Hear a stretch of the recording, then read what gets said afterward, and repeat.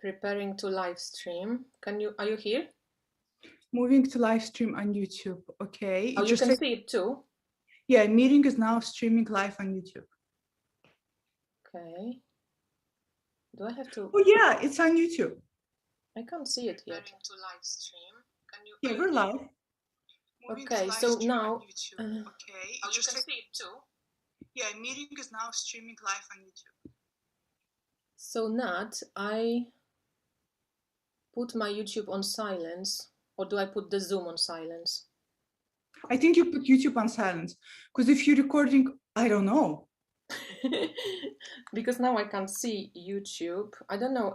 Actually, do we want to see each other on YouTube, or how does it work? Put YouTube on silence, because if you're recording, I don't know. Because now I can't see YouTube. I don't know. Actually, do we want to see each other on YouTube, or how does it work? YouTube on silence, because if you're recording, I don't know. Do you have somebody to ask? Now I can't see. It's a delay on YouTube. Can you see it? Do we want to see each other? I'm not even on YouTube. I'm just. I think if I put Zoom on silence, then it won't hear us, right? On mute? Yes, if you put Zoom on mute, you better put then YouTube on silence. The delay on YouTube, can you see it? Do we want to see each other? I'm not even on YouTube. I'm just. Okay. I think if I put Zoom on silence, then it won't. Okay, I put YouTube on silence. I'm not seeing YouTube. I'm seeing you on Zoom, and maybe on the phone. Okay, I'm checking my phone too. So I'm putting my phone on silent so I can check. Okay, so it looks like, okay, what are people saying? Natalie says, good. It seems to be working fine. So you can guys hear us, right? Okay. Can they see us and hear us? Lady, Melanie says we are hearing the past. Ah, yes, you are hearing the past. Audrey says she can hear and see us both. Hi, Jamie. So I guess we have to do the chat on. I guess we're good. I'm gonna then put it on. I'm gonna have it on my phone. Me too. So that way I can see. Is there a feedback loop for people? This is so weird. I know it's weird. So I kind of. You've never done this before, huh? No. It's Amateurs, amateur hour. And I'm not even drinking. I should have gotten a drink. But Audrey said they can still hear us even though YouTube is on mute. So that's great. I think I have to leave the Zoom on because otherwise nobody will hear us. So hello, everybody. It's kind of weird because we're actually looking at each other on Zoom. But we see you. We see you in the chat. So hi, everyone. Give us a minute to come down from this technological exertion. And I mean, calm down. I prepared myself a drink, even though I thought I'm not going to, but I got water. I should have, but I have like white wine, half white wine, half water. So I will drink later. Yeah, it's early. Does your YouTube show says delayed on YouTube screen right now? Yeah. YouTube always is delayed. So I guess we just watch YouTube when we want to do the chat. But other than that, I think don't look at YouTube because you're going to get mindfucked. Oh, good. Like, that's good to say. Yeah. Okay, so hello, everybody. This is my wonderful mystery guest. Not a mystery anymore. I think most of people guessed, and whoever, like I got a few messages, is it Natalia? It's Natalia, I know who it is, I know who it is. I think it was easy if I said Scorpio loves black and loves psychology. You're fairly recognizable under these three description epithets, or however you say it in English, I don't know. Yeah, the glasses, the big glasses. Yeah, Miss Natalia. So, I don't know. What I want to do, and I think you brought a candle too, let's set an intention for this meeting to bring some fun, lightness, joy, bit of bullshit, like, you know, kind of lightness into our community. And I love what Angela Mary does. She always sets this intention for the whole community, and she lights a candle and she calls it like a candle service. So I thought we could do it for the community as well, and for ourselves, of course. So okay, mine is already lit and it smells amazing. Ooh. So if you guys can smell it, it smells really good over here. Okay. All right, so that's for you guys. And since we have never done this before, and the chat, we have to watch the chat on our phones, we will be watching it, but if we go forward without actually checking, please, like Melanie or somebody, or Maxine is here as well, just like maybe if there are any questions, let us know, big capital letters or something. But we wanted to chat about, we want to chat basically about anything. Natalia said anything is on the table, so I'm open book, so fire away. I'm actually always open book, so people can fire away, but maybe you should fire away first. Yeah, exactly. And you know, for disclosure, we are friends with Natalia, so this is not the first time we're meeting online. We have catch-ups, and we have seen each other not that long ago, actually. But that's when the idea came up that maybe we should catch up live on Zoom and get you guys also to join us. So that's why we kind of did catch up.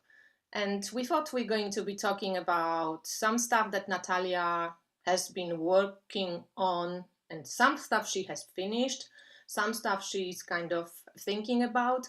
So we're going to be talking about it in a sec. And then we just wanted to make it fun, share what are our favorite decks right now, what decks are we drawn to. We show you some stuff that maybe you haven't seen yet, and we'll see what else, whatever will come. So if you have any questions there, I'm just looking at my phone. I'm looking at you guys onto the chat. Then, you know, prepare your questions and then you can join into our conversation. So Nat, what shall we start with? Should we start with your deck? Because that's a finished thing. Yeah, you want to start with that? The Oracle? Yeah, I think I'm not sure. Well, people who are streaming may not be on Instagram with me, but I've been very much influenced by Marina Abramovich. Actually, Marina Abramovich was in a way behind for me deleting my YouTube channel. Yeah, I watched, it was September 13th, which is coincides with the death card as well. And I watched 7 Deaths of Maria Callas. I don't know if anybody in the chat, let me know if you've seen it. It's amazing, a kind of scene by scene exploration of different aspects of death that she goes through. And I'm just a huge fan of Marina Abramovich's work. So I've seen that, and that's what kind of gave me an idea to kill my channel. It's not really deleting, it's more like killing. Well, stop here because we are going to talk about this before you go further. Because I got so many messages, and remember, we were kind of laughing. I'm like, people are writing me asking, why did you kill your channel? So while you on air right now, Natalia, please explain to everybody, why did you do this? And please tell us. Well, okay, I'm not going to go into detail why I did it, you know, but I'm going to say, here's the thing, guys. Sometimes in life, it's really important to experience a death, and a type of death that you actually cultivate yourself. It is especially important to experience death when it's something that is viable, growing, something that is thriving, right? In Western culture, we're so used to killing something that's no longer serves us. So for example, you know, jobs that no longer works for us, or, you know, working on a book project and the book project not going anywhere. We usually tend to kill things when we know it's not leading anywhere. But to kill something at the time when I actually killed my channel, it was thriving, right? It was like very viable, very thriving, doing really well. And I wanted to experience that. And I think it's essential to experience that. And it felt right internally.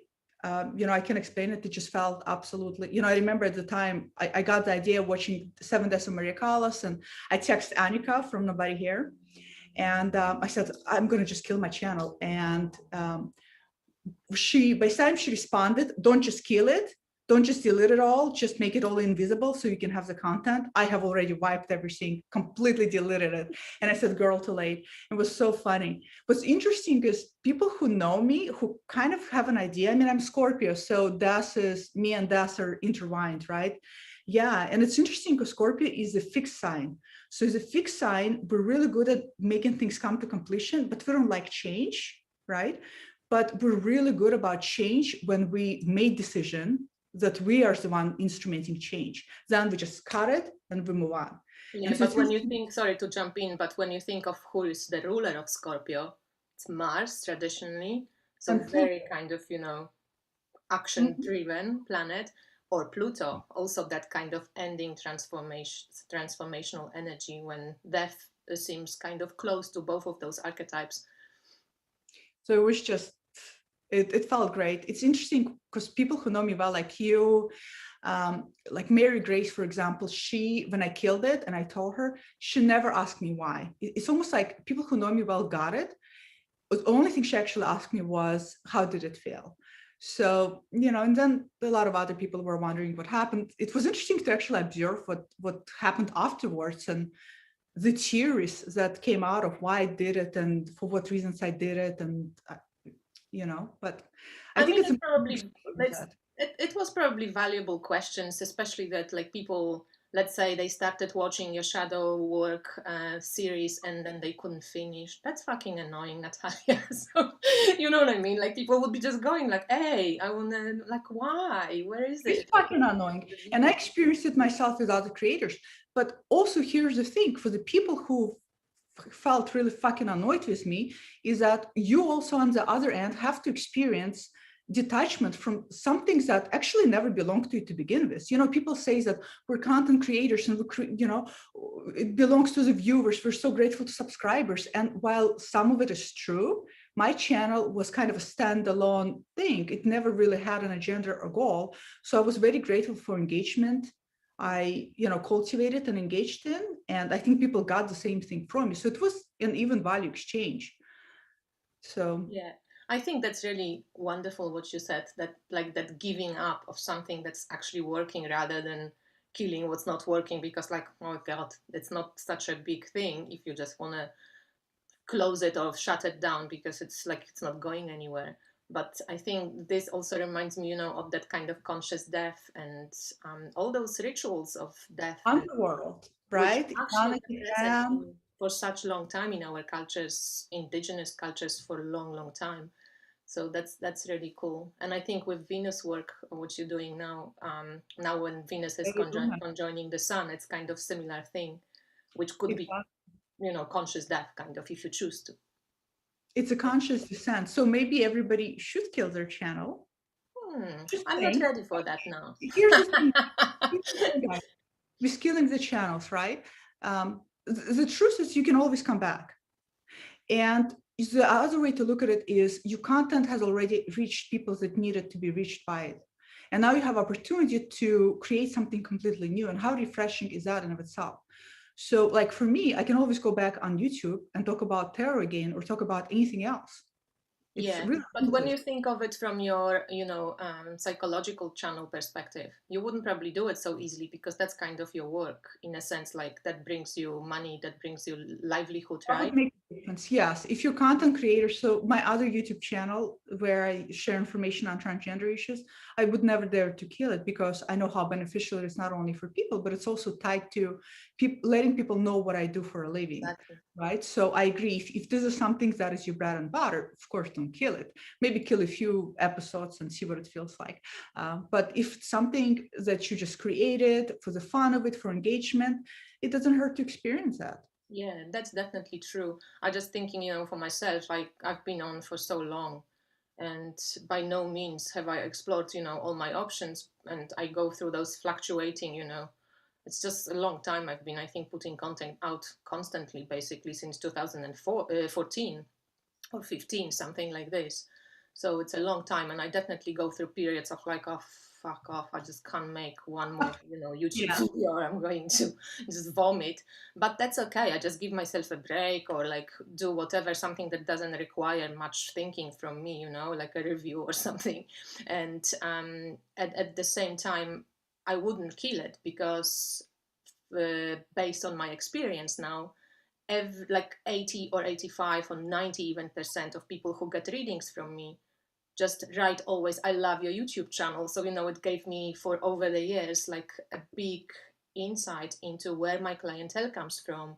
And that YouTube, even though I don't have such a thriving YouTube channel, like thousands of followers, it's enough for me to actually do my work the way I like it. And I hate Patreon, not for Patreon, I hate Patreon. For me, Patreon wouldn't work, because I hate commitment like this. I wouldn't want to be, set myself to post something once a week, or twice a week, or once a month. I just don't like that kind of thinking, because I'm already less creative from the get-go. So YouTube works for me great, because I just post a video when I want to. I never had any plan. And I know for most probably of serious creators, that's don't take example from me, okay? But I know it works for me. So I think figuring out what works for you and how it works for you, it's really important. And it's a good advice for anything, really, not just for, YouTube. And people can play around. It's not necessarily killing the content, but it could be, you also want to be careful not to get to the point where you resent your content, or where you cultivated resentment for one reason or another. So maybe even just killing the way things were going and changing the direction, maybe editing a new direction, or talking about different topic, or talking about topic in a different way. I think those things are important, because it invigorates us. Definitely. Fancy Dress said, like, yeah, she's happy for you, but selfishly misses the channel. And Jamie said that's called sacrifice. But did you feel like a sacrifice, though? You didn't really, right? Because sacrifice, no, I did not feel it. Listen, the channel from the get-go was selfish, like anything else we tend to create, right? It starts with us. We do it for ourselves. I hope we do it for ourselves. That's why things end up overreaching other people, because you start with yourself and becomes the most authentic representation of you. So it didn't feel like sacrifice. It felt, my channel was an outpour of things I wanted to share, because there were things I did not see people talk about on YouTube that I wanted to hear. And for that reason, I created that content. And when I was done, it's like my oracle, right? You asked me a few days ago, I told you that I got copies of them and I'm going to finish a guidebook and send it to you.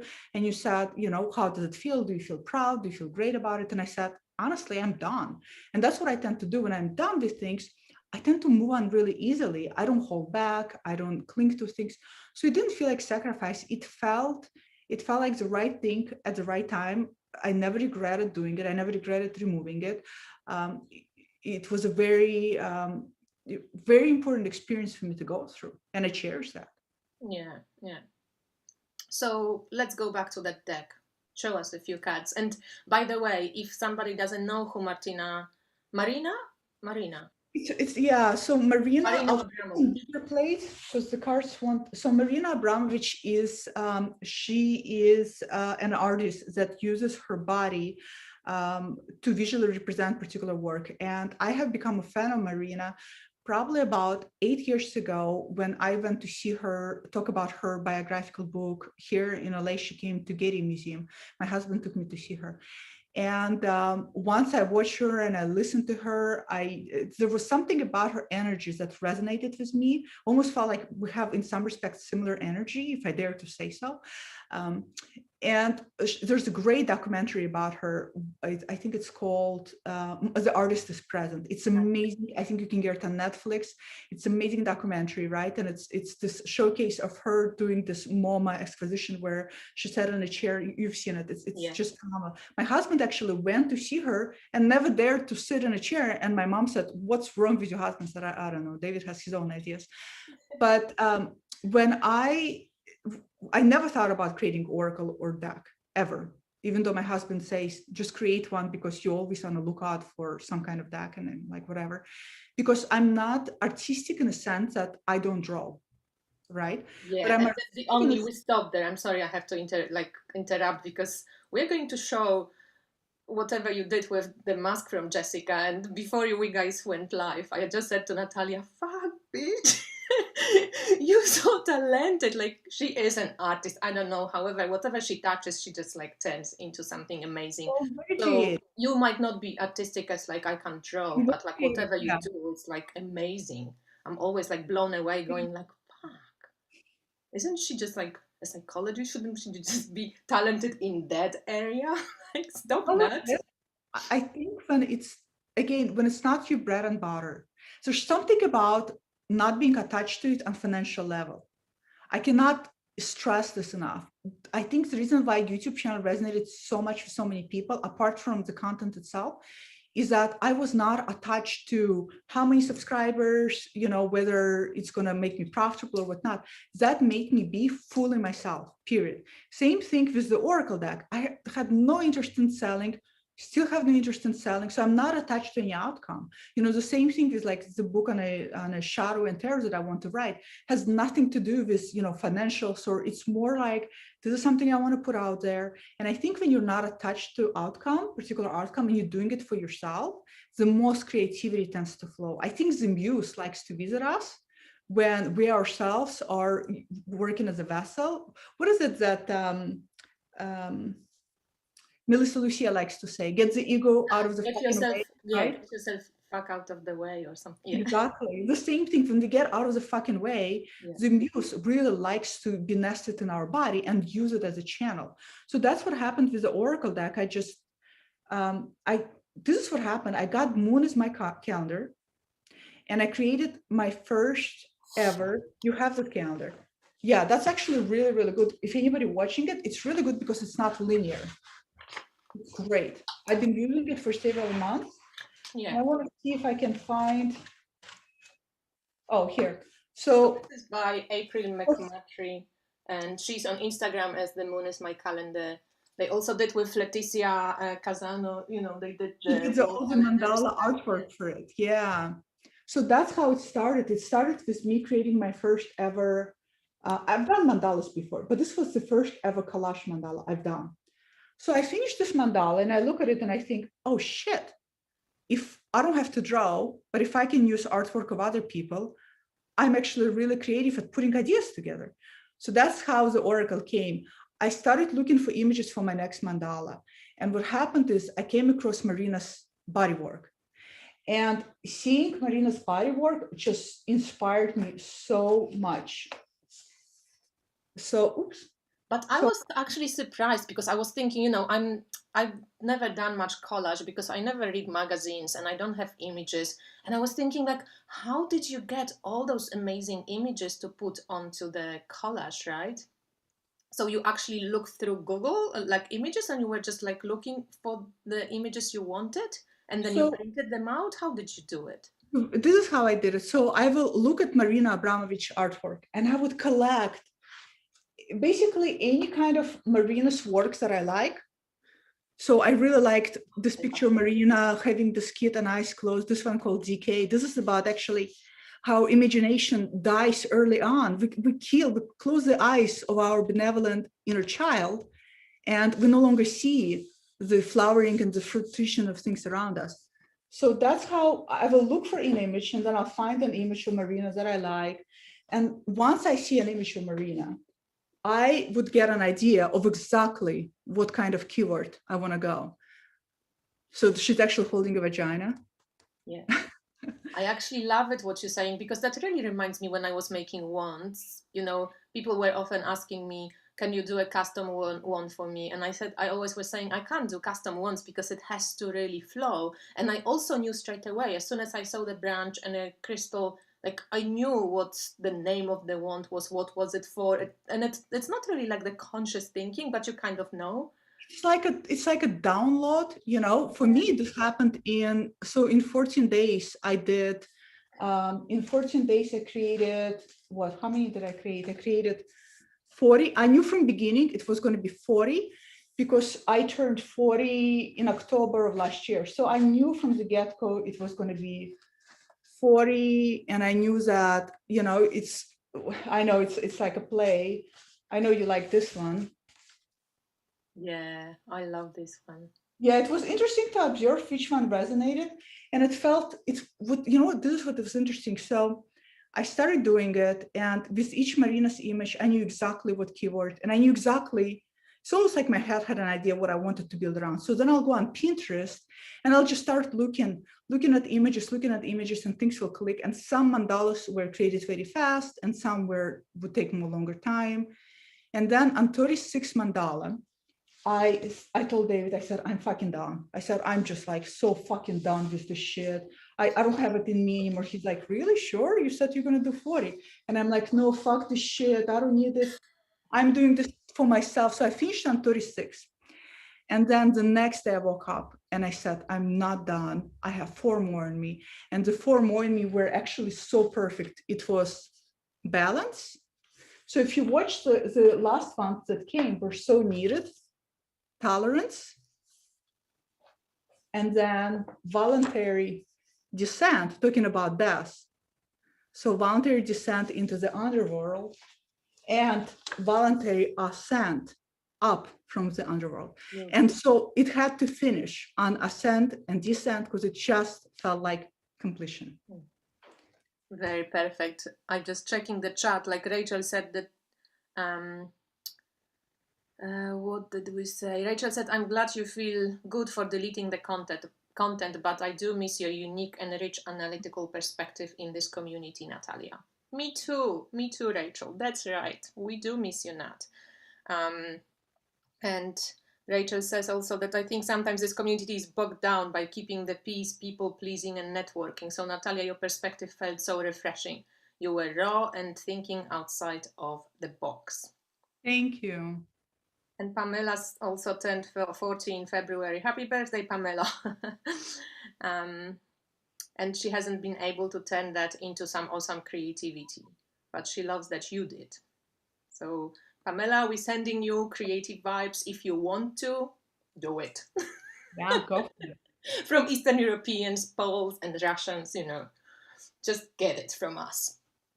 Okay, so you just basically probably because of the copyrights, like you can't sell it, right? You can't sell it. No, not listen, guys. I'm sorry. I hate this myself when I watch something, and if some of you are drawn to this type of artwork, I'm really sorry. I hate this myself when I see it, and then somebody says, "Oh, it's personal. Sorry, guys." No, it's like, oh, just fucking sell it to me. The reason why I can't sell it is because I'm using. Not only these are the bags. I'm using not only Marina's work, but I'm using Mary White's explicit tarot work, including a lot of other artists who I don't even know whom. So, it's for personal use and only going to go to 7 other people who are close to me who expressed desire to want it. And I actually reached out to Mary White and I said, here's some pictures, here's what I did.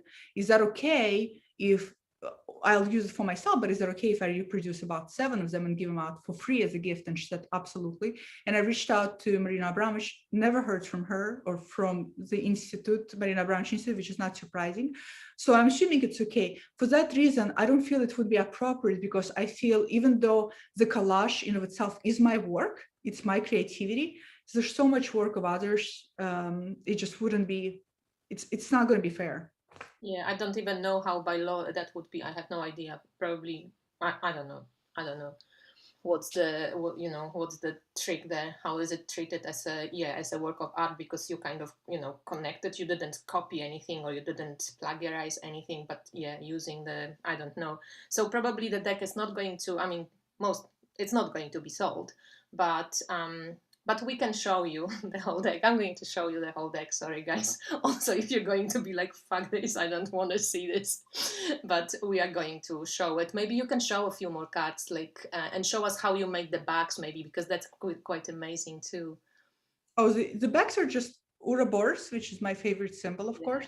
I just love the red and that kind of double figure. Yeah, it's a double image of Marina reflecting into herself, and this image is also inside the deck. It's actually card number 36, and it's called Reflection. It's the same image, but it has keywords on it that says "see into, go through." Yeah. So, but that's, you know, just a small size. I printed it on a, on what do you call it? On a plastic gloss. This is probably going to be your copy, Kay. Oh yeah, with good vibes from the live. So I like it. I'll send it to you when I'll when I'll do guidebooks. Some of you, you know, some of the people who are going to get it ask for a guidebook. So I'm going to do a guidebook, which I'm procrastinating on, but then knowing me, I'll sit down and just finish it. So yeah, it would be cool. So once we are talking about books, you also were thinking of doing that shadow or writing a shadow work book. You've already done this series on YouTube, which obviously people can't watch anymore, but I thought you also had a PDF with tarot spreads attached to this series. So whoever got the advantage and just downloaded it, they have it. I have it. I might share it if Natalia permits, but I think it would be lovely to just hear, yeah, what do you think about shadow work and how does it get like skewed in, you know, in what we see often online? You know, the idea of me writing the book on tarot, and it's actually going to be probably called Integration of Shadows through the Tarot, something like that, about integration. The idea arose out of the lack of the books on tarot and shadow work. And I have pretty much every single book, and there's very little. And there was one, right? Which I only remember one tarot shadow work or something. There's one tarot and shadow. I think it's called Tarot and Shadow Work by the same author who has a book. She did a book on tarot and healing. I don't remember her name. And then there's another one. Christine Jetty, was it her? No, I don't know. I can't say. And then there was another one that came out recently. It's called Tarot for Troubled Times. I don't have the book. I didn't get the book because it's just from looking at some pages on Amazon, I got the idea that it was not going to be the way I see shadow work. And then there was a person who did a really, really good review of it on YouTube that pretty much said the same thing. So I feel there's such a lack. And when I did my channel, I realized that people are, again, here's the thing, guys.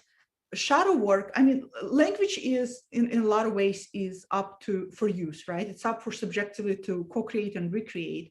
And so it depends. If you're doing shadow work in your personal way, you can do whatever the hell you want, of course. If you're going to do shadow work according to how Carl Jung depicts and talks about shadow, it's going to be very different than what people talk about on tarot channels.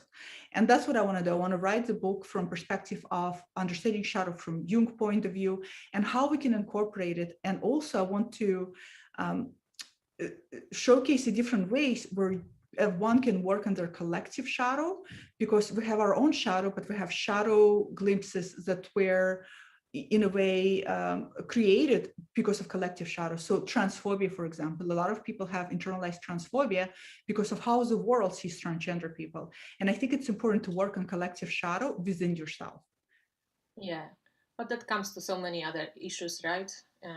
But I'm just looking, yeah, people said that this is Christine Jetty, I think it's spelled Jette, who wrote the book on shadow and the one on healing. And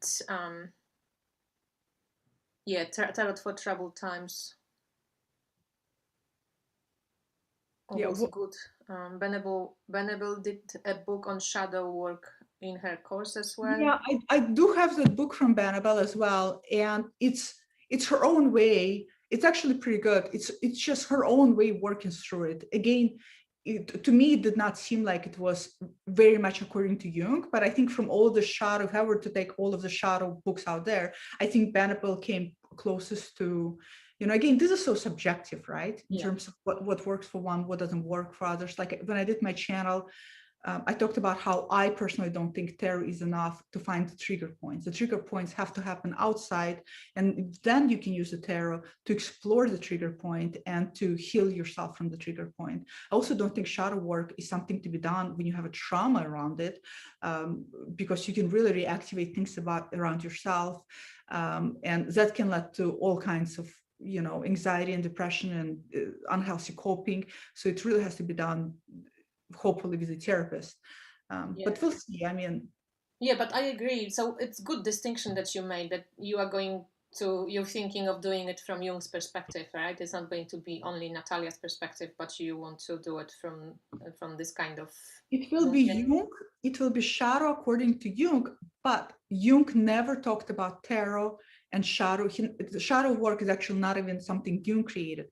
So it's going to be understanding of shadow the way Carl Jung understood it and talked about, but then combining it with my knowledge of psychology and tarot as well, to now kind of marry them together and see how you can use Jungian concept of shadow in relationship with tarot in order to heal, bring things up to the surface, and integrate things that you otherwise disavow about yourself. Yeah, I actually agree. I was talking, I think it was even recently, talking about some stuff on cultural appropriation, how sometimes you don't know if it's, and honestly, you don't know if it's a cultural appropriation or not. And then exploring it with, with, let's say, tarot, it's a blind spot, like you wouldn't know. So that's what you were saying about these trigger points coming from outside probably, or other people telling you, or something that you kind of are made aware of it. It would probably be easier than to use tarot for it, while you already go like, oh, I'm having a fucking reaction to it, why can't I just like take it and go, oh, sorry, I didn't know. Why is there this, like, I got caught, right? So then maybe exploring it with tarot would be making sense. But I also agree with you that like just doing shadow work, as you said, I think in one of your videos at some point, that like that's why it's called shadow work. Like you don't fucking see it most of the times. You don't know unless you do know, and then you can explore it. But probably that do know comes from somewhere. Oh yeah, it's work for a reason. It's not a matter of becoming aware of it. Awareness is great, but like I said, having a aha moment is not enough. So the integration takes time, integrating those parts of ourselves. And I think there's a lot of misconception about shadow being dark and shadow being bad and shadow parts of ourselves being really something that should not be there. I think that's very inaccurate. The same idea, my pet peeve is shadow decks. Oh, the vampire and the dark decks are going to be shadow decks. No, again, everybody's sending a message to themselves that what I'm going to work on is dark and scary. And the truth is, it's not. It's already part of you. It's in there. It's going to be with you for the rest of your life. So you may as well, welcome it and find out what it is. Yeah, and also you can really use any. It's like you have a house and you have an attic and then you have a basement, and you've been living in the house all of your life and you never once went to the basement. Yeah. Never once went to see what's down there or explore it or see what you can do with it. Yeah, I'm just looking, like Augusto said, I love Natalia. She helped me so much in my tarot journey. So thank you, Natalia. And Melanie says that shadow work has become like manifestation in our community. Please bring it back to its true form, Nat. What else do we have here? Will the book be for sale? Pamela asks. The book will be for sale. Yeah, what I'll do with the book is it'll probably be, most likely will be self-published through Lulu Publishing. And then people either can go to Lulu and just buy it themselves, or it's going to be offered through some social media for the same price as it would cost. Again, for me, it's not about, money enterprise. I also want to practice writing a book, and I feel like this topic is something that fuels me. So. Okay. Oh, Kim from Abundant Life is here. Kim, I was just talking about you few minutes ago. But what else? Do we want to say anything else about shadow? Do you guys have any more questions about shadow? Mystic Sunchild says, I see the star card as working through the collective unconscious. Yeah. Do we want to say anything else about this shadow work? No. No, I think let's move on. Yeah. Let's move on now to love and light. So, Natalia, tell me, what decks are you drawn to right now? Because you did cull your collection quite a bit. I know that you go through stages. You like give them away, sell them, move on, and then you like, I'm not buying anything, fucking I don't want anything, and then like a few months later you're like, oh my god, no, I'm going to get this and this. So which ones are you kind of excited about using right now? Show us. Oh yes, we have to say about this deck, okay? You say who. You don't have I wrote it down if you don't remember his name, but this is by Chris Mattson, and this is majors only. It's beautifully matted. Gosh, that is amazing. You don't have this, no? Not yet. He sent it to me for a review, but I will get it in a month or something. Look at this tower. So this is majors only. What I love about this deck, and he's actually just launched Kickstarter, and you put it up on your Instagram as well, is that he's going to do the entire deck. He's a photographer. I actually have a few of his prints at home. Beautiful, beautiful photographer. You can buy his prints off his website. But what I love about this deck, it is very, very strong, divine feminine energy. Very strong. It is very, it's very witchy energy, but not too occulty, kind of very subliminal. It's just, I've been working with this since I got it. What I do with the majors is I draw one card a week on the major archetypal. This deck has all women. Only the fool is the artist himself. So the fool is Chris himself. I love it actually. You do? It's like the beginning. I love that he put himself as a fool with that kind of feather. I like that. Such a beautiful, beautiful deck. I'm so glad he's doing the entire deck. Of all the photographic decks, this is my favorite. I do have Invisible Light, which is also very good, but this one is just so, there's something about women and women energy in a deck only that is so, not to discount healthy divine masculine, which I also think is so necessary right now. I think it's necessary to have a balance now between divine masculine and feminine. What was it? Was it Crowley's that I read one time, who said that there will be a time of monarchy, time of Isis, right? And then there is a time of patriarchy, which is a time of Horus. Is it Horus or Horus? Which one is her husband? Osiris was her husband, but Horus was the child. The child was Horus? Yes. So Osiris was her husband? Yeah, her brother and her lover, which so was the exactly. And then Horus was the kind exactly. of... Yeah. So the patriarchy is going to be the time of the lover, right? And then is going to be a healthy immersion. The sun is going to represent the balance between divine masculine and divine feminine, which I think is what's happening right now in the world. And this is why I think gender issues and transgender issues are on a tipping point, because they themselves represent a combination of the feminine and masculine energies combined, and blurring and distilling those lines. Isn't it in his judgment card in top deck that he has this high, because the Horus, it's also called differently, the child of Isis, when this combination, this new eon, when there's the combination, the holy child kind of thing, the new consciousness. Maxine is asking what deck is it. It's called the Witch's Tarot by Chris Mattson. Yeah. On Instagram, he's burning paper hearts. Yes, and actually, I'm going to link his Kickstarter below in the description box, because I think it's a really beautiful deck, and I'm not so much into all these kind of witchy things too much, like in the aesthetic, but I actually really enjoy this one because it's like artistic and it's dreamy and it has like really beautiful feminine images, and it's like it has emotion. I think it's what it is that I like it. It evokes emotion. So I'm just so happy to see naked women with pubic hair. Yeah, we used to have those. I know. Sometimes we have those, and then we don't. It depends where you live. Jamie said she doesn't use the full cut. That's interesting. Not at all in any deck?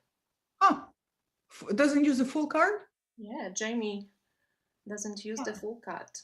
That is interesting. Why not? Tell us. I'm curious. You just remove it.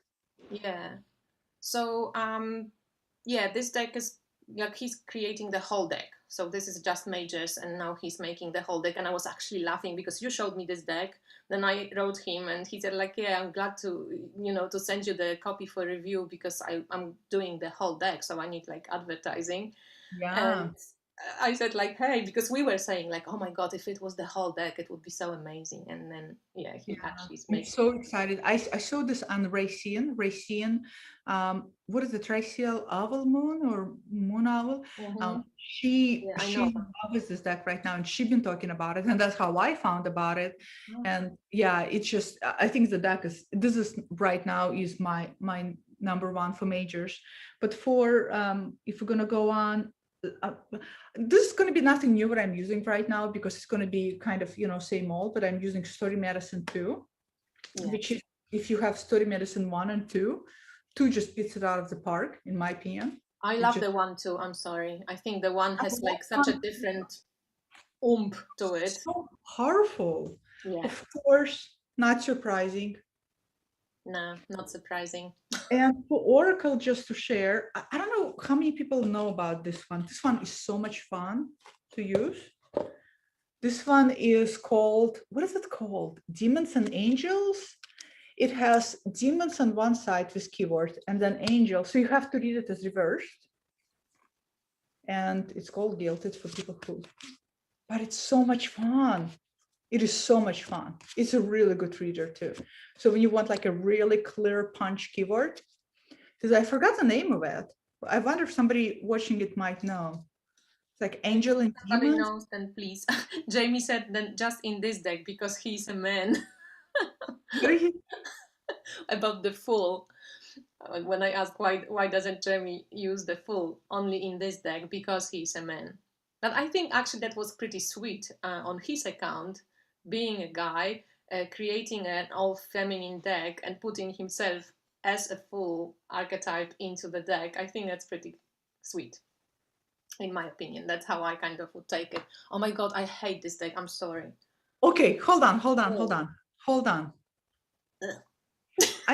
I'm sorry, whoever made it. I am so, this is, you just had a reaction I have to right away, Smith.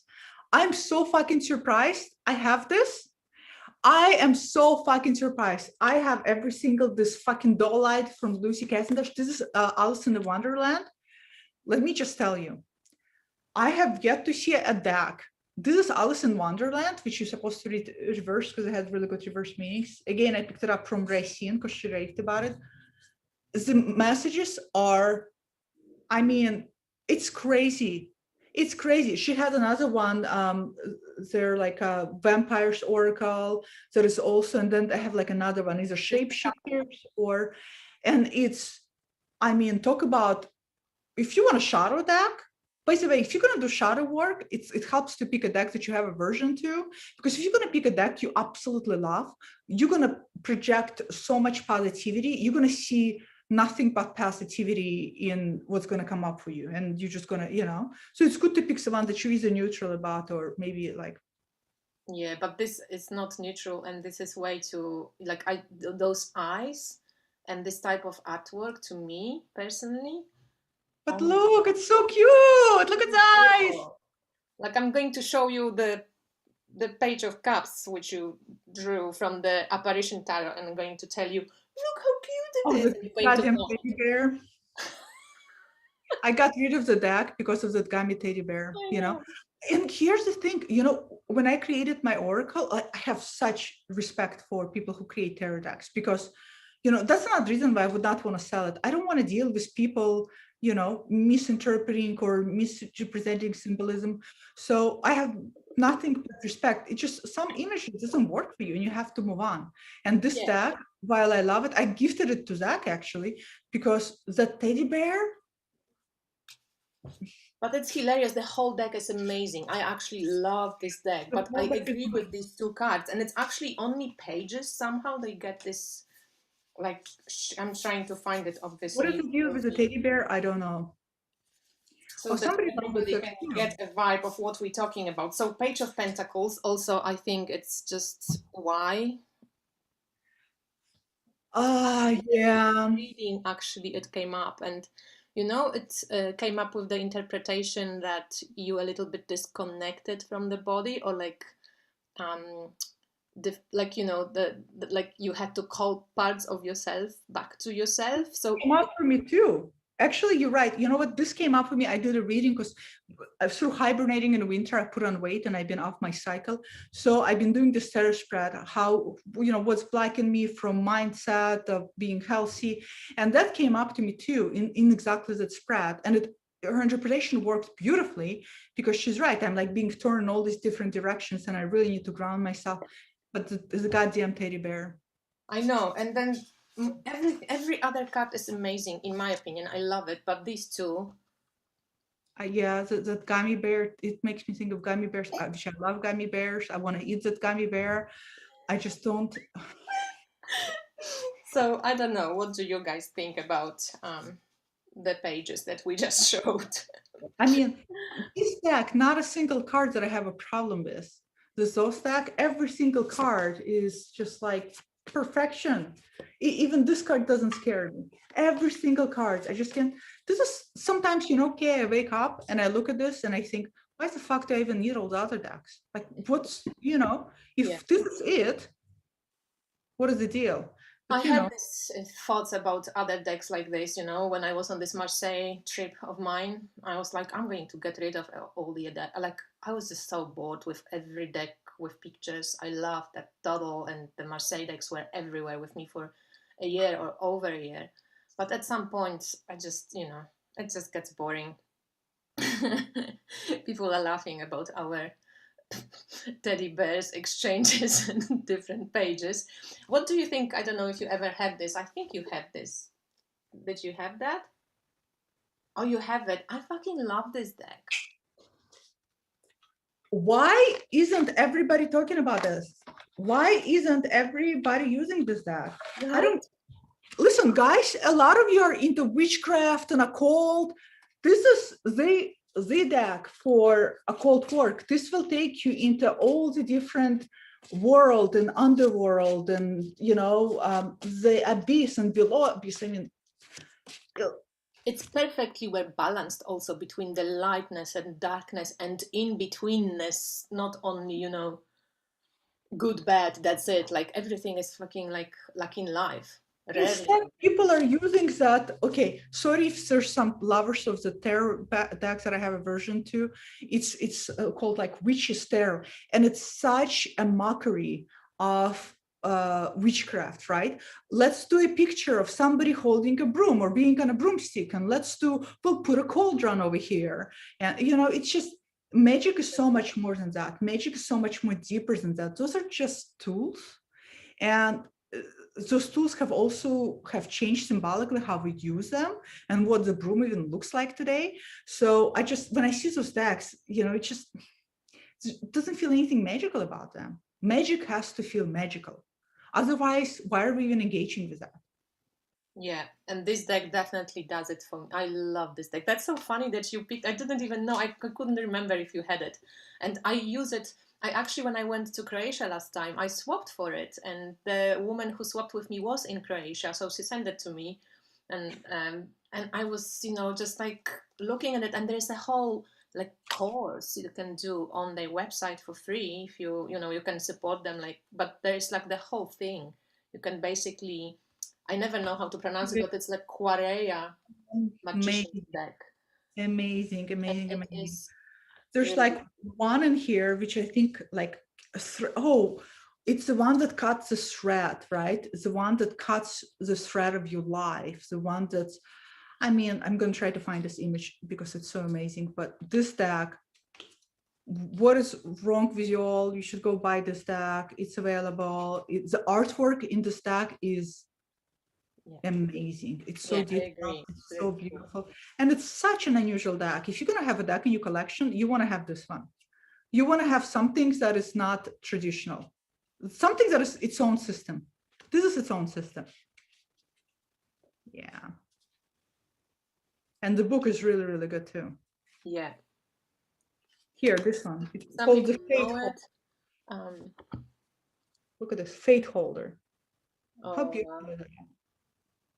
Yeah, I pulled this today. I pulled before our chat. First, I pulled Occultist. Ooh. I don't know. It reminded me of your knife that you had.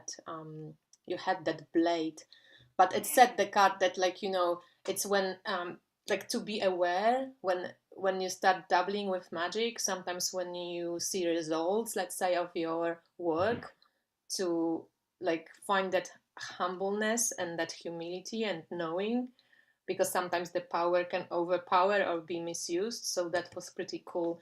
And then I pulled these two, which were so beautiful, because this is like a guardian, like guardian. So one was that inner companion, and the light bearer, which I thought was like just so cool.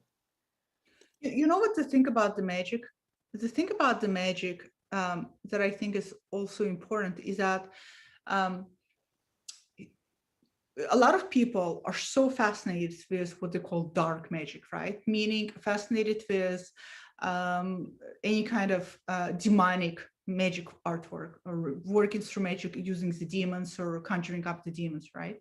And what's important to remember is that when we working with magic, we're most and foremost working within ourselves. Magic is incredibly psychological in a sense of what the word psychology actually means soul, right? Discovery of the soul. So in that regards, so when you work in these demonic energies, first and foremost, you want to make sure you know what kind of shit inside of you, because if you haven't cleaned your internal instrument, if it's not clean, your demon's going to first come, and that's what you're going to encounter. And that's going to freak you out. People don't realize that magic is incredibly powerful. It's because it's mirrors back and reflecting back a lot of ourselves. So first and foremost, it's always working ourselves, right? It's about gaining your own power, standing in your own power. So it's the same with tarot, really. You know, it's the same, because you know you can get addicted to cards. You know, there's so many different expressions of using tarot, right? And some people get it really fucked up, like by using it, or they can't make any decisions without, I don't know, pulling cards or something, which, you know, just seems a bit like, come on, you can use it to reflect something back to you, but it's still like you, really. Sometimes it's better not to actually pull the cards, not to know. We forget that sometimes it's good not to know and to experience the unknown. We live in a culture where we got to know, we got to have answers, we got to have information, we got to understand. We've forgotten how to sit in the unknown. We've forgotten how to be in touch with uncertainty. Two of fucking swords, dynamic silence. Exactly. Yes. Mm-hmm. Yes. That was my stalker. Do you have a stalker by any chance? Any card that is kind of you pulling often these days, or not really? No, lately it's been really good. There was one time when I kept getting Five of Cups, which is apparently my cup, right? It's Scorpio in what is Five of Cups? It's Scorpio in what? It's not a Scorpio in Sun. Is it Scorpio in Sun? Yeah, maybe it's Scorpio in the Sun. Disappointment. All that Scorpio energy getting close to the fire. Yeah, I want to see if I can pull it up because the cards will show me. But I haven't really had much of a Mars in Scorpio, isn't it? Mars in Scorpio. At least by the deacon, you know, I'm just using this from that book by Susan. I love that book. Yeah, me too. I've got this book. I've read that book. I'm a big fan of their podcast. By the way, if anybody is listening to their podcast and benefits from their podcast, go ahead and put some money towards their Patreon. It doesn't have to be a lot. You can be like on a low tier, because their podcast is really a very big, it's Mars and Scorpio. It's very big information for free. But you know what? To be honest, I prefer the like reading it. I tried to listen to the podcast a few times. I don't know. I'm not gelling. It's like, I don't know. Maybe it's. You know how I use their podcast? And this is what works for me. It might be helpful to somebody else.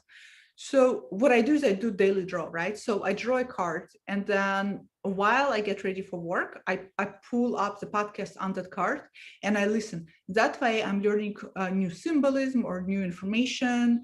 And at the same time, I'm more likely to retain that information because it's a card of my day. That's the same thing. That book, I don't read it from beginning to end. I open it when I have a draw card of a day, right? Yeah. I think it's I love what she did in this book, you know, that she was going by this deacon, so she had like 10 days for each card, starting with the spring equinox.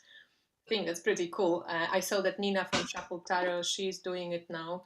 And yeah, the book is great. I mean, anything by Susan Chang and Emma Lynn's guidebooks are amazing. Those two really got their shit down.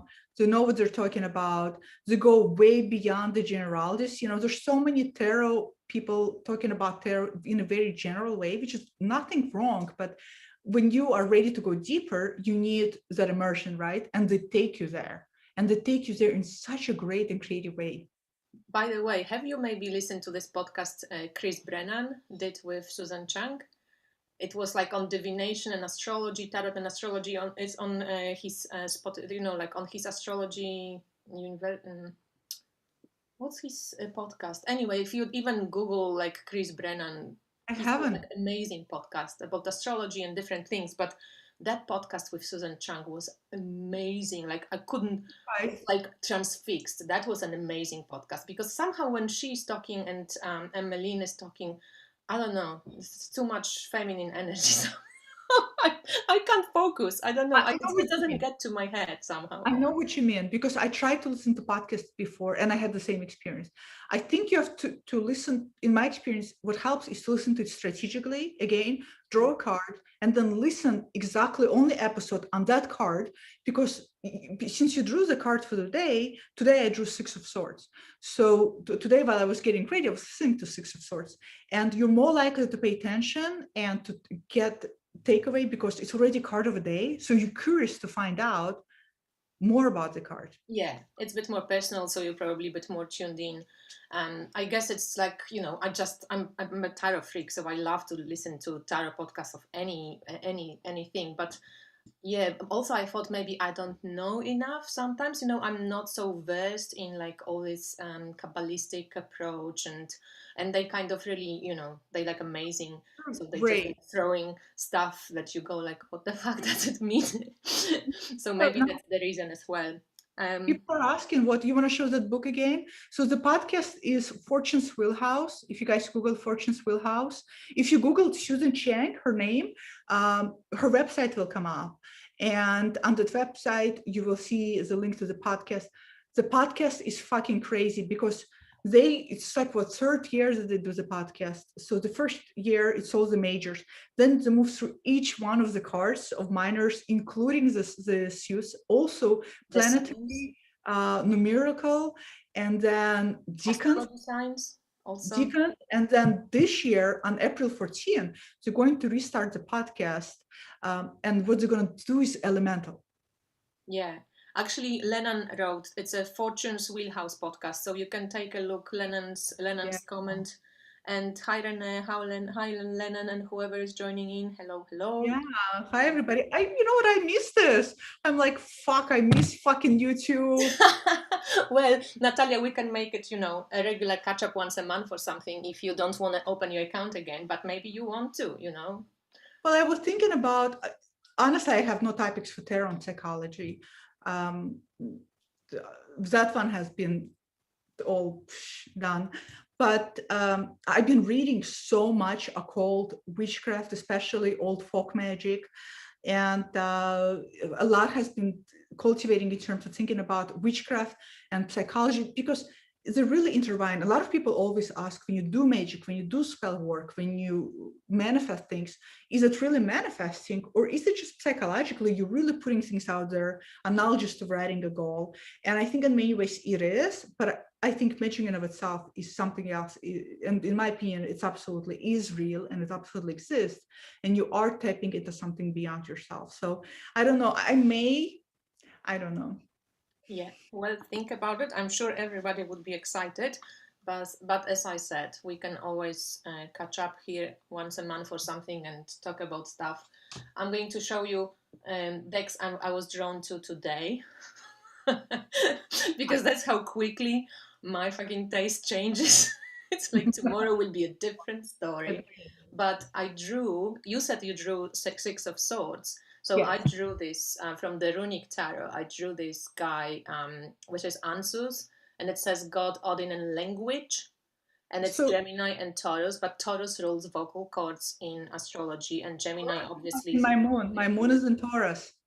Yeah.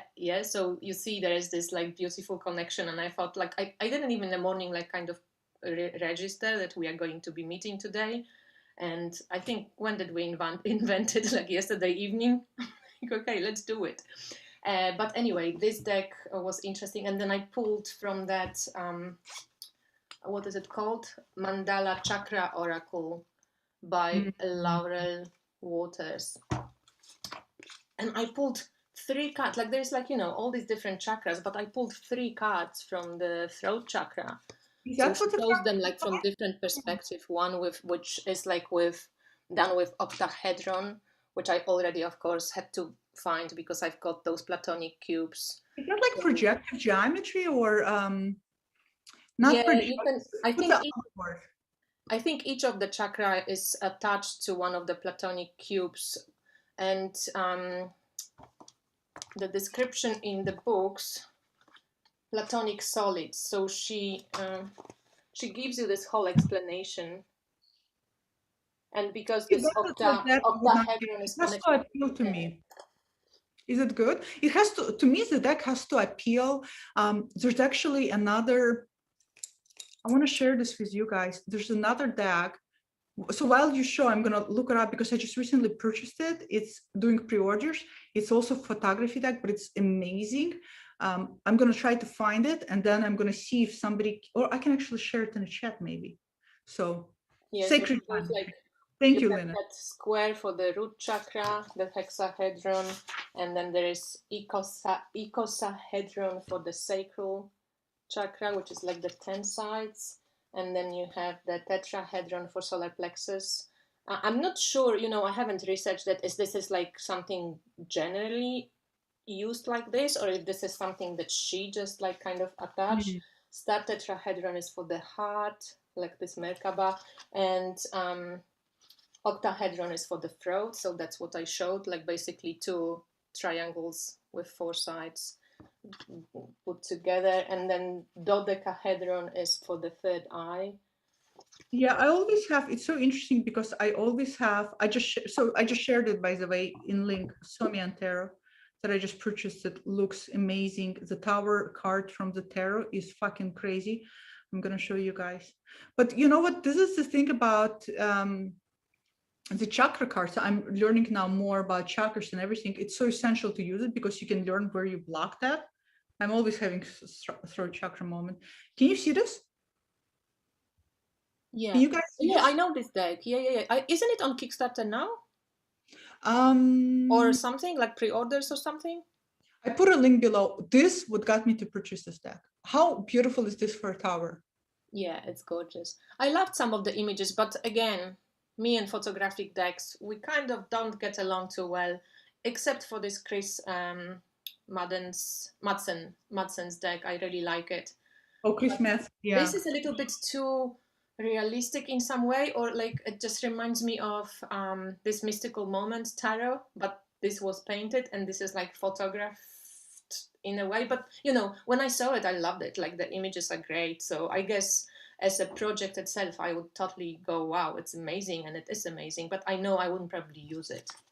You know what I like about the photographic decks is that they have a tendency to make tarot much more accessible, much more relatable, because especially if you're using modern photography, it brings it into more here and now. This is why I cannot use Rider Waite Smith. Those images to me are so arcane, just completely arcane. Not to mention, everybody gonna hate me right now, but I honestly think Rider Waite Smith is unattractive. I think it's not a beautiful artwork. If you guys, it's personally subjective. If you guys think that, you know, Pamela Coleman Smith's work is beautiful, that's great. You know, I think that Lady Frida Hare's artwork is beautiful. That's why it resonates with me. But for me, it just doesn't work. It's flat. It's not dynamic, and it's arcane. I don't relate to it. I feel like I'm using something from, you know, from so many centuries ago. Yeah, it does feel vintage compared to Frida Harris, which was kind of created around the same time. And when you think like how futuristic she is, like her artwork could have been easily done yesterday, to be honest. It's really great. Renee said bye Renee. John Michael Greer, Jamie says, has a new sacred geometry deck coming out. I haven't even heard about it, so thanks, Jamie. I will check it out. Is that the same John Michael Greer that writes a lot on witchcraft? It has a lot of books on also Kabbalah and nature I wonder if that's the same one. Maybe.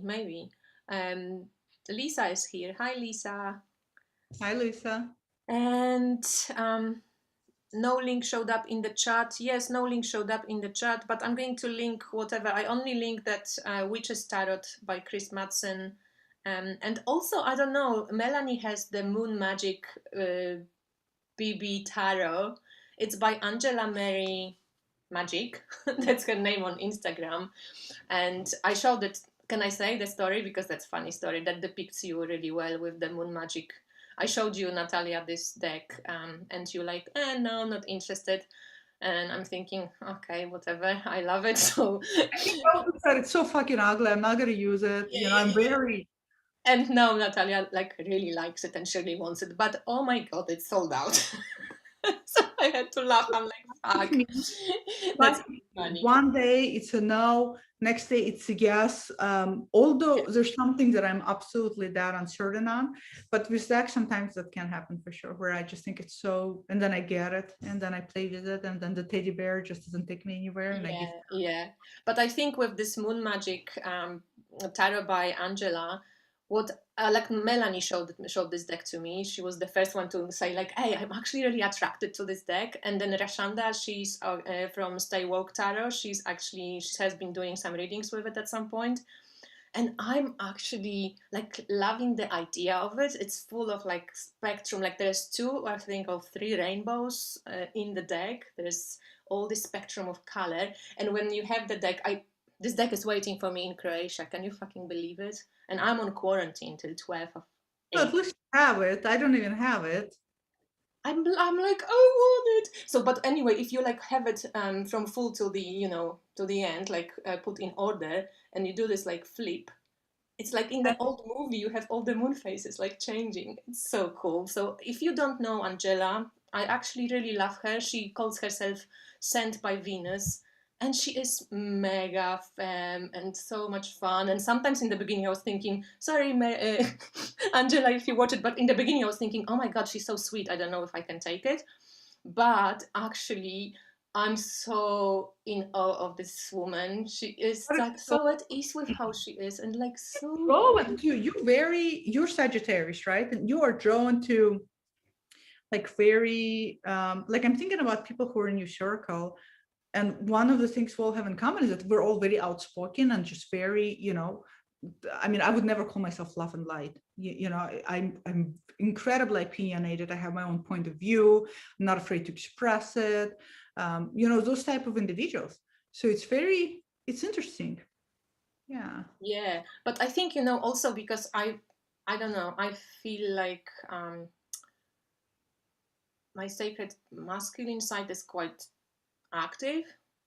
I'm often drawn to like this really feminine expressions and like quite peaceful people, or like really like somebody that comes across like really feminine in this like, because there's so many different expressions of feminine. Okay, I don't want to make it like, oh, it's just one, right? Yeah. But the way, for example, Angela comes across in the beginning was for me a bit like, oh, I don't know if it's too sweet. But actually, by watching her YouTube, she's on YouTube as well. I think it's just called Angela Mary Magic or Moon Magic Tarot. Something like. It's just, I love her. And I don't know, I think I'm going to get her on Inspired Tarot Map. So whoever doesn't know her, I think you might get a chance to see her. She's really cool. Meg Rose Honey says she's so wonderful. Yeah, I haven't. Meg Rose won this deck from Angela in October. That's awesome. Oh, exactly. And Nat, because it says also that the Moon BB Magic Tarot has also the song attached for each card. So what she did, she has this little white book. And there's only like a few keywords. She didn't go into like the descriptions, which I actually like. But the keywords are very interesting for this deck, which I think that's why you maybe were drawn to it as well, because it's kind of cool keywords. But in the book, you have like reverse position and straight position, and you have a song, I think, for each of the cards. So it's really cool. I'm going to check it out. But that's what I liked about her. That's why I called her like Venusian also, because she like works with senses. She likes the sound, and light, and I have to check out her YouTube channel. It's interesting because I'm like you. I have a lot of masculine energy myself. And so when I'm drawn to feminine energy, it tends to be a strong feminine energy. I struggle personally to be drawn to a feminine energy that is more on a softer side. It just doesn't, it's almost as if I feel I don't have patience with that energy. And you have to find the frequencies that works for you, but you also have to realize that if it's not for you, that means you yourself have to slow down, right? So something within yourself has to slow down too. But yeah, I agree. I actually agree with you. I often catch myself with this, like I don't have patience. But that's why I love, I think, that feminine side of this expression where, like, sometimes you don't have to say in like too much, you know, but there is this sense of that all encompassing. With Angela Mary, I think like she's just, I don't know, she just feels comfortable with what she does, which I appreciate. And it doesn't come across as fake, even though in the beginning I was thinking, oh God, like too much darling sweetness and like, you know, but actually her frequency and how she vibrates when she does it, like it comes across like so honest. So I really love it. And like now I'm like excited. I'm looking out for her lives and just sometimes rewatching it. She does this RSM with like, I know, I've seen a little bit on her Instagram. yeah, it's really cool. So yeah, Melanie says Angela is super cool. Actually, Melanie, it's you who showed me Angela, so that's awesome. Yeah, she loves music as well. Yeah, and she's actually into witchcraft as well. I think she has something called like Worldwide Coven or something like this. So You know what? I'm always into people who are outside of the box, you know. yeah.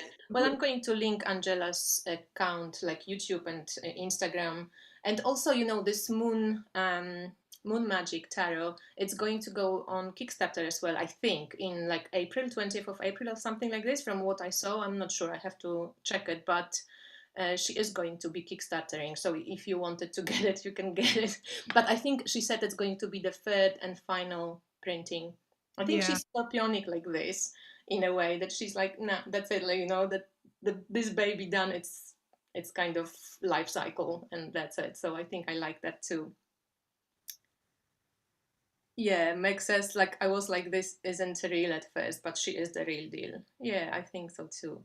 So anyway, so I actually, you know what I pulled out today as well? Mary L, and I haven't used it for a long time. Yeah, I have mine in a marble box, and the fact that it's in a box makes me forget about it. Yeah. Sight out of mind, not a good idea. Yeah, it's like today, and it was really actually quite amazing. You know, I have so many decks, and I find myself like it's so much fun to go back to like, you know, a drawer somewhere and go like, what's in this bag? And I'm like, oh, this deck, I forgot about it. You know? Oh, how you do it? I probably have 30 or 40 tarot decks at this point. I don't know how you do it. You have to be a particular type of person, I think, too, right? So when I did a video about psychology behind tarot binge, the whole point was that, you know, everybody is different. Some people just need all of that in front of them. I'm not one of those people. And, you know, you also have to ask what is, you know, why you need it. Oh, it used to have this deck. Got rid of this deck. It's a beautiful deck. It's so jumbo. It's huge, humongous. Even I have huge hands. This is so hard to use. This is huge. Yeah, it's a beautiful. Huge. But somehow, you know what? I seriously do not have a problem shuffling this deck. It shuffles really well. It has the paper that it's not too sliding, and it has bend, like nice bend to it. Apparently this deck is actually mass produced right now. Lena told me that it's mass produced. Really? It's very shamanic. So I don't know if it's that big in the, you know, mass production, but I think the book was really great also, because this is like one of the ways you can use tarot as well, right? You learn about things. And I learned actually so much about different plants and how the animals behave, because she actually uses like Latin name, and she actually picks really exciting facts from this animal that actually fits the archetype of the tarot. You know, that's the thing with decks like this, and decks that have a lot of in-depth and guidebooks. So I'm thinking about Mr. Sumeri tarot deck. You need, like, these are not daily. Well, this one could be daily draws. And Mr. Sumeri, for example, those are, to me, I call them devotional decks. Devotional decks are decks that you devote your time to. It's not something that you sit down and draw and get the message and move on. These are the decks that you absorb yourself in. You tend to go deeper. Mr. Sumer, I'm trying to think, Terror of the Crown, because it has such a great guidebook, playbook for it. Yeah.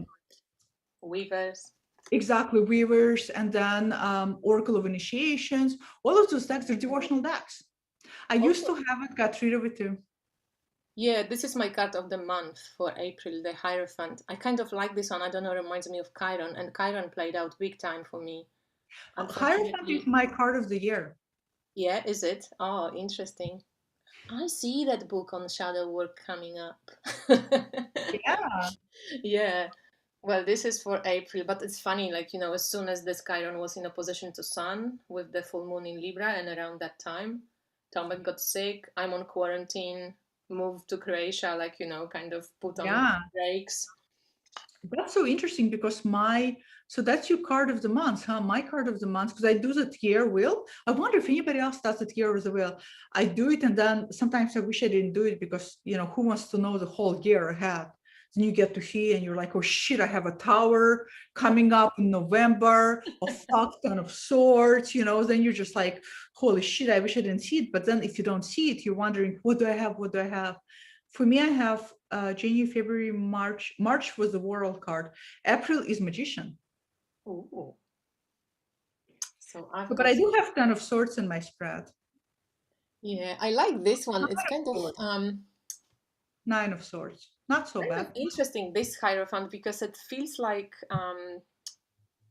she's got that phoenix in her hands, but there's just like something like is burning through, and this reminds me of the old dream that I had with the shells. Why don't you create a tarot deck? Sorry? Why don't you create a tarot deck? Oh, my simple answer is because I'm not an artist. What? I don't know. I you know, of course I thought about it. Just kind of, you know, I think I have Mars in Gemini and Moon in Libra, and I have to say that I have really, sometimes when it's kind of channeled, I call it channeled, I'm like dead on. Like I can pick a, you know, name for the class, whatever name for the wand is just there. I don't think about it. It's quick. But often, like I was in this one group and they asked us to just pick a name for the like equality you maybe would like to like feel more, you know. So a lot of people were putting like joy, bliss, harmony, and my thinking was like, fuck, okay, harmony, but this is not all I am. This is not what I want. I'm limiting myself. Like I couldn't pick one thing. I called myself, you know what, many names. I couldn't pick one because it was always, everything was too limiting, and I'm thinking, oh my god, if I was to do a tarot deck, I'd probably freak out like by the choices, you know, now that you can do basically deck about anything. It would have to come together by like a cosmic grace somehow, that I would just go, okay, this subject. Life path number is? The what? Do you know what your life path number is? 8. You're 8? Yeah. You and 8 too. Yeah. My Tomek is 8 as well. So 8s are all about making things. 8s are like really good business people, good entrepreneurs. They're really good making things come together. And so it's already in you. Come on, yes. We're waiting for tarot deck from you. Well, let's do it together. But then you will do yours in like, okay, you did 40 cards in like fucking week. So. But you know, this is a Scorpio thing, right? This is the thing for some people. For me, it's a incubation and non-incubation period. Everything that I create is always a diarrhea outpour. Always. My YouTube channel was diarrhea outpour. It was like verbal diarrhea where, you know, you got content one after another without any pause in it. The same thing with my mandalas. It was another diarrhea. Everything I create is like, I immerse myself and I cannot stop until I'm done. You know, I'm just that type of person. But then I go away and disappear and I hibernate for a long, long time. And then I come up. You know, I'm always oscillating between the extremes because like my ascendant is Leo, but my sun is in Scorpio and my moon is in Taurus. So it's kind of an interesting balance, because as a Scorpio, I just want to be left alone in my cave. But then my Leo ascendant is, no, I want to be seen. I have something to say. And then, oh, you have nothing. And the Scorpio pulls Leo and says, you don't have anything fucking to say. Go in a cave and find what it is you want to say. And then when it gets enough information, the Leo comes out and says, okay, you're ready. This is enough. Let's go. Yeah, I have ascendant in Leo too, but I'm much more kind of air fire combo, you know. That's why I think I'm like skinny. I cannot put on a weight. I'm kind of too, like, you know, I have to really ground. If I do exercise, I have to be really gentle on myself. I cannot do anything too serious. Oh my God, you and I are so opposite. Yeah. I was doing yoga this morning, and the whole time I was telling my husband, I'm so fucking bored. I'm so fucking bored. This is so slow. My body, it needs to have a rigorous exercise. So I do cycling. So when I cycle, I have to be drenched in sweat. It has to be rigorous. Yeah. That's how my body's made. It's made for extremes. But my sister is the same. And for me, totally opposite. I'm like gentle jogging, rather stretching, even though I think yoga is boring too, but I do it now every day since January 1. It's actually for 20 minutes, you know, nothing too big, but like it's really cool. But I have to say that, like, yeah, I can see this air fire, you know, combo going, like just boom. And I don't have any earth in my chart except for my south node in Taurus, which maybe that's why we have such nice connection, because we have moon in Taurus. Libra is air. Sorry? Libra is air. I mean earth. Oh. Yeah. So, you know, by progressions, I have Capricorn now going on and ascendant in Virgo. So obviously evolutionary, you know, there's something that I'm learning.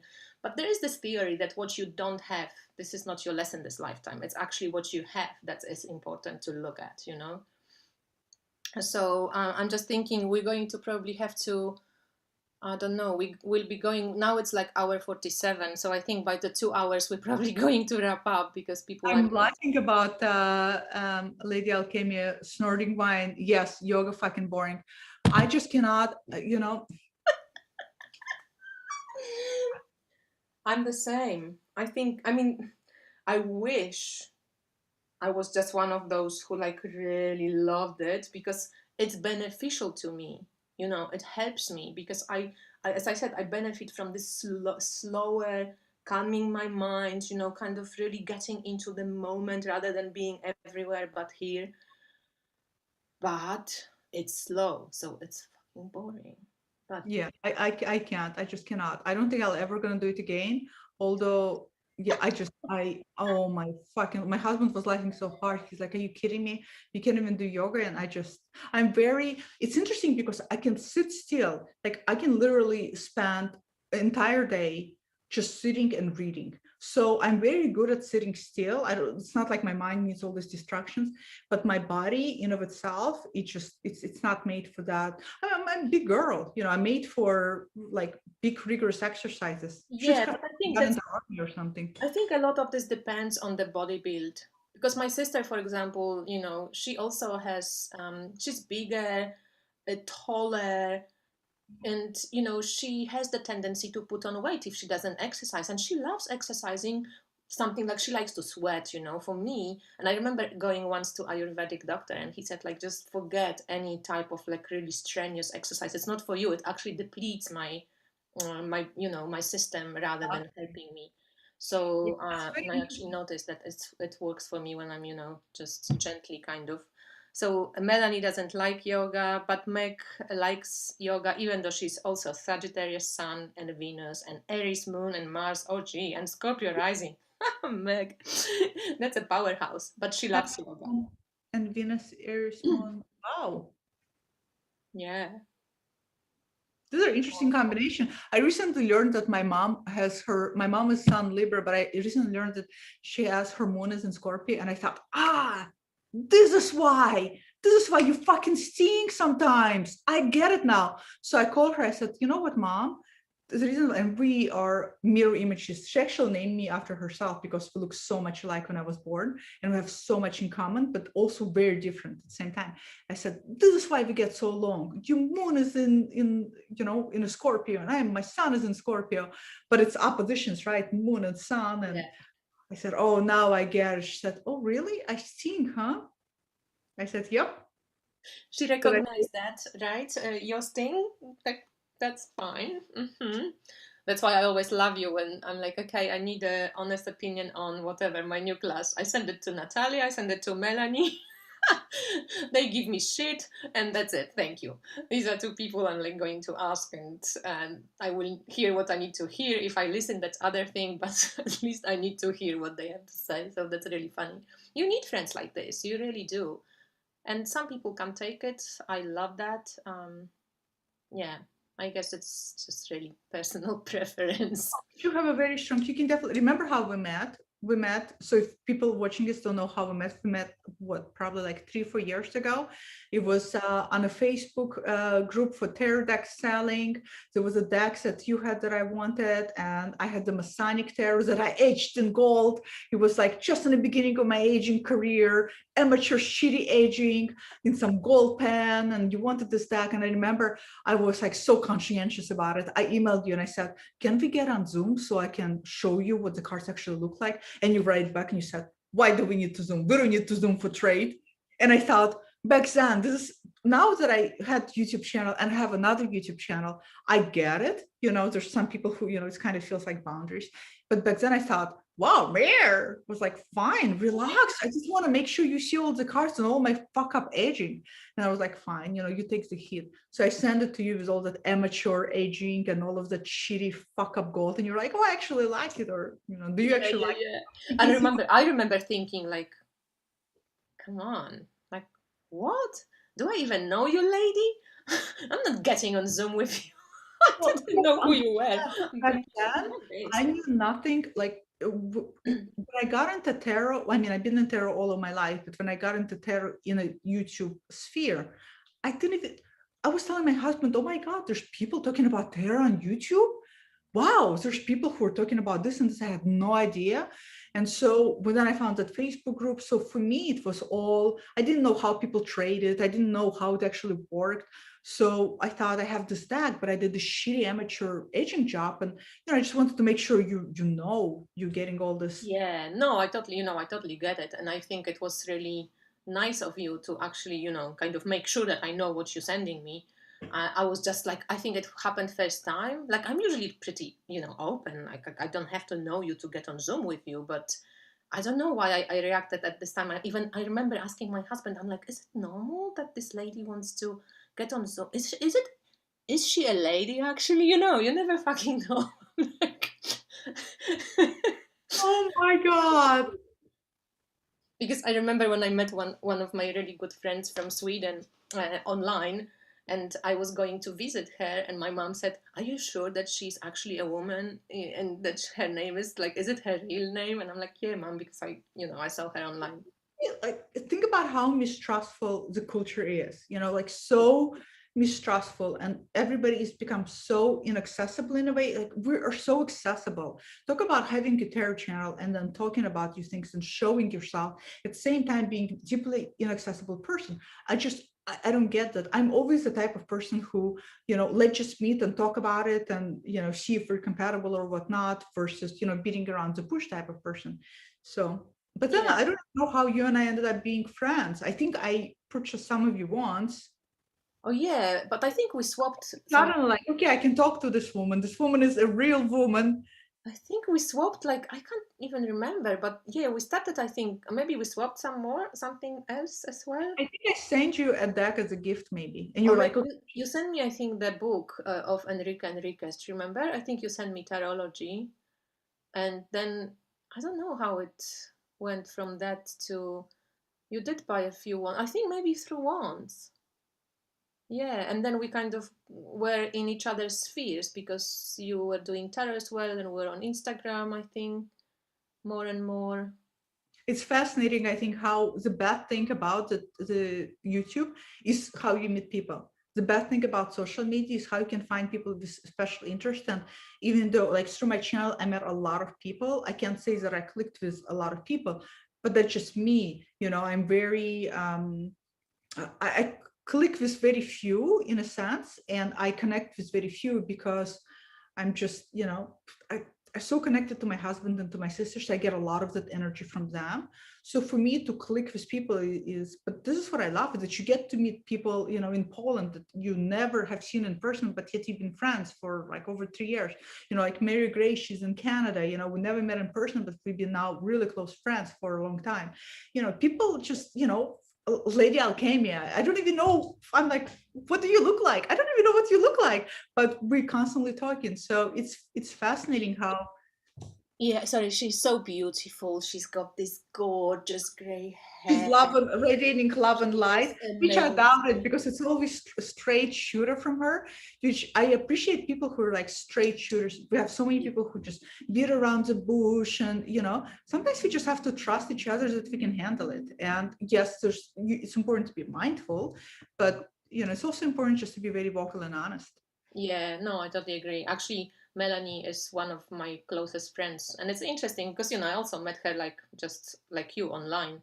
But I'm just checking what's before we finish here. Like the Archer Soul says, "I demand you put your channel back, Natalia." Just kidding, but lovely to see you again.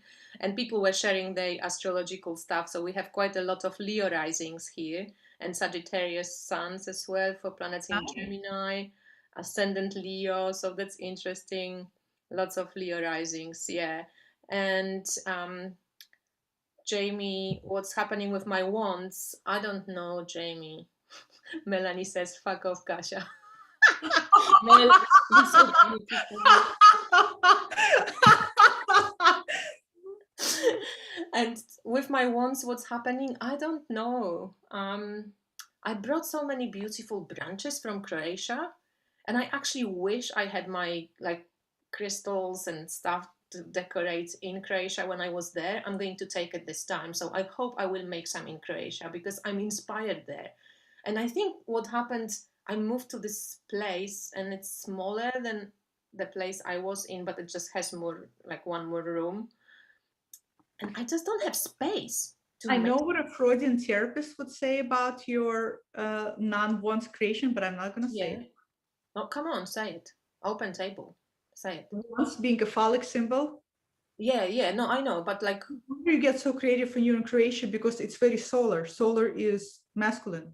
Oh, from this perspective. Well, Jamie, this is happening. Well, no, I hope, I still have crystals from last year that I purchased at one of the fairs. I always handpick them. So I have some amazing stones and amazing branches. So I think I would love to make more. But I'm a little bit like you, Natalia, that either I feel it or I don't feel it. I can't just make myself, okay, now I need $200, so let's make two ones. It just doesn't fucking work like this. So yeah, I hope it's going to. I will take all the stuff to Croatia, and hopefully it's going to happen. Yeah. Everybody's laughing at Melanie's comment. Thanks, Melanie. Yeah, we need to get, we need to get more people on a panel. Yeah, but Melanie, can I say Mel? Maybe we should. You know what we should do? I don't think she wants to, but I want to force her. But you know what we should do sometimes? We should do sometimes live 1 or 2 tarot readings. It would be so interesting to see how people do, because my readings are very psychological in a way. Of course, it's what else it could be, all I see is psychology and everything. People always ask me if I analyze other people, and really, no, I don't know. It's exhausting. It's not interesting to analyze people, really, because what is analyzing anyway? The thing about psychology is that none of it is true, and yet everything about it is true. It's like that split, because it's really there's so many angle and so many vantage points into a person. There's not a single one right. I think that would be a fun live to do at some point. Even if it was just one card or one tarot, one oracle or something. We could, I would like it because I kind of read psychologically bit, I don't know, spiritual sounds funny, but I do have a bit of a, the broader perspective of, so maybe I know. Did you see? I saw it. I don't want That's exactly what I was going to say, but didn't Kasia needs to get late in order to get creative this is what she needs to get in touch with the real phallic symbol that's in her house, no matter how small the house is. Oh my God. Okay. Good thing. How much? Exactly. Hey, my husband. Here's everything for anybody.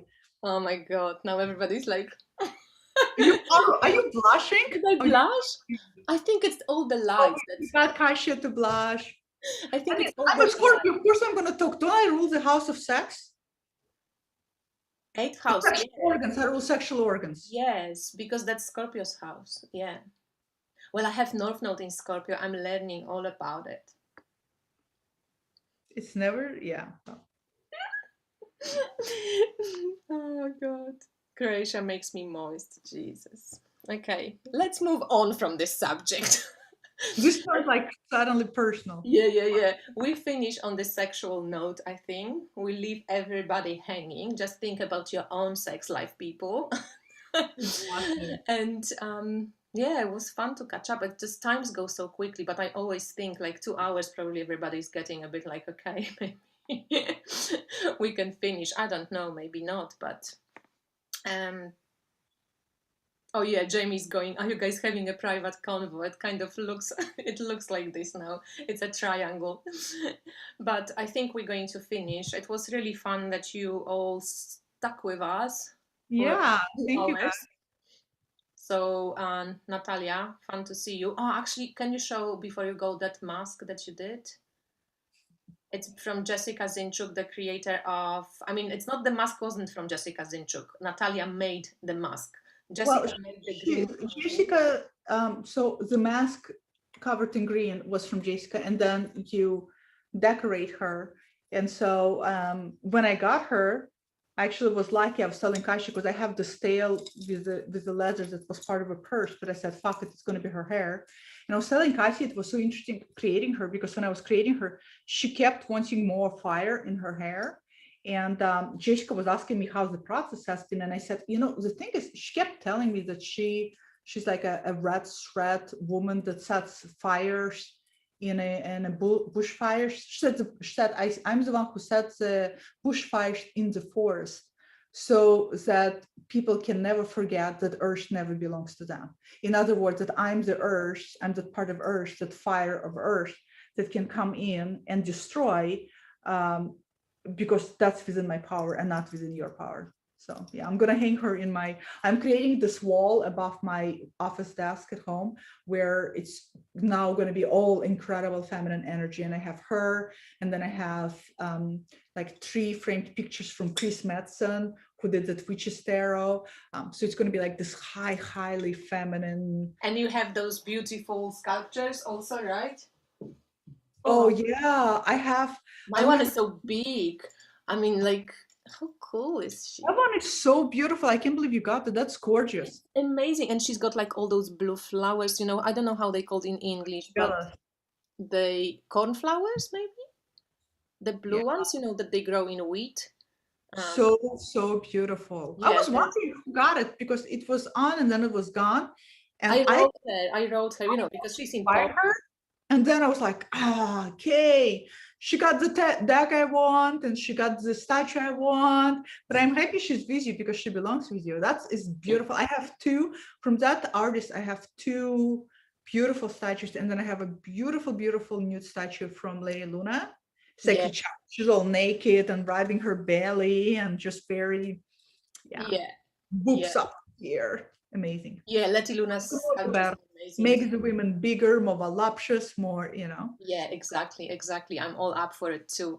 This one was the Slavic goddess, which like is Marzanna in Polish, but it's like Morana or Morgan or Morrigan, it's kind of the transition. And it's so cool because she's actually walking. So she's got this one leg kind of between, winter and spring and stuff like this. So it's also Demeter or Hecate, and one of those representations. The dark goddess, the dark feminine. Yeah, it's really gorgeous.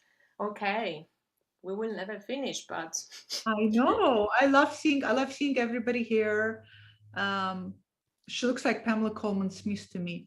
oh my God, the Not my sculptor. green lady. Don't kill me, Jamie. Jamie, don't kill Natalia. That hair green.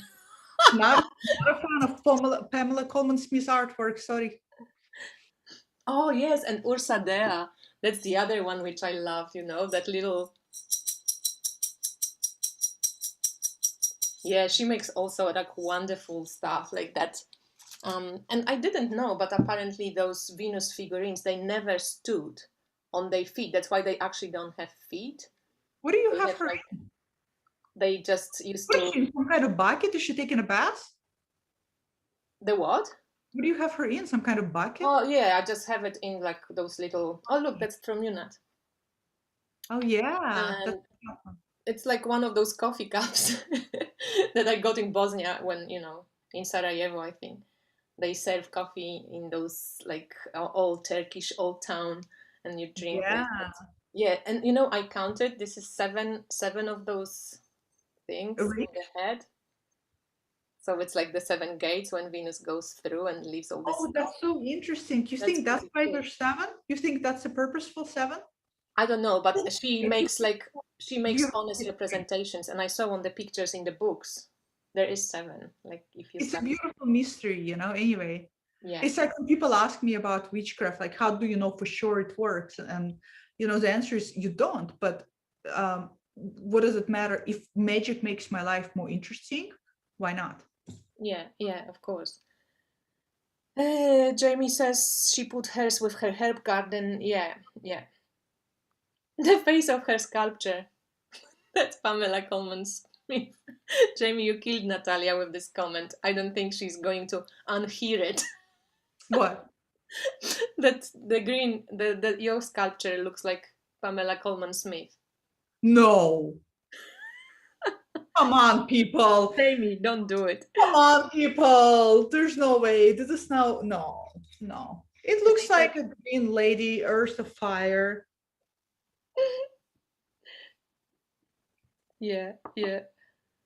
And Rachel, like, they are also they are fertility talismans. Yeah, they Venus of the Willendorf and a lot of many different Venuses and goddesses. You know, we call them all Venuses. We don't even know if they were called like this, but I mean, we don't know, and we won't know. 7 gates, 7 veils. Yeah, exactly. Okay. So I think that's it. Bye. You finish because I will never fucking finish. Okay. Thank you, everyone. Speak to you soon. We might do it again. Bye. So do I end live on YouTube?